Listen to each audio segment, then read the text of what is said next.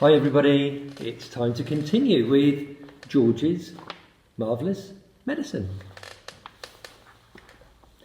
Never grow up, Grandma said, always down. Yes, Grandma, said George. And stop eating chocolate, eat cabbage instead.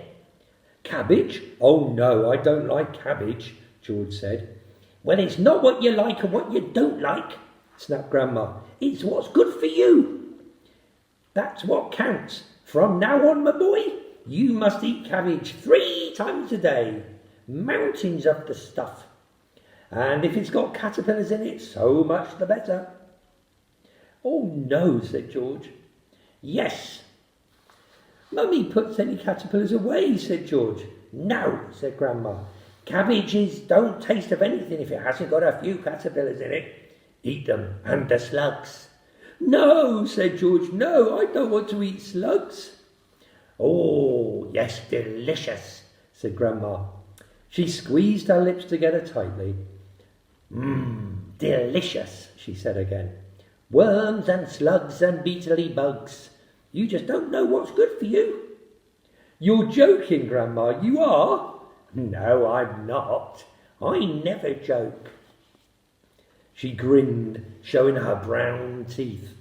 Sometimes there's a beetle in there as well. Grandma, how could you? Oh, you find all sorts of nice things in celery. Sometimes it's earwigs. Earwigs? I don't want to hear about that, said George. A big fat earwig is very tasty, said Grandma. But you've got to be quick, my dear, 'cause they will go away before you know it. They'll grab your tongue and they'll never let go. George didn't like this.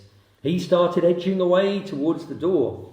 He wanted to get as far away as possible from this woman. You're trying to get away from me, aren't you? She said, pointing her finger at George's face.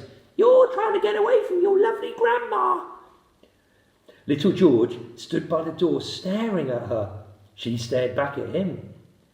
Could it be, George wondered, that she was a witch? Could it?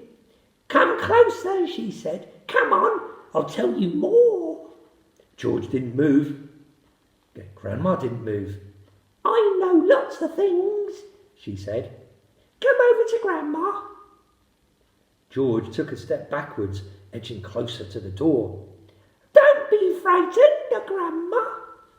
George took another step backwards.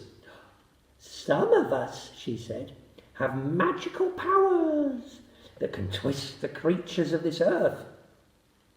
George didn't like this. He began to feel a little bit frightened. Some of us, we know things that'll make your hairs stand on end. George wanted to run away. George began to tremble. Grandma, he said, stop it. It doesn't matter. I can always tell you. I will tell. George ran away into the kitchen. He did not like this and he slammed the door shut behind him.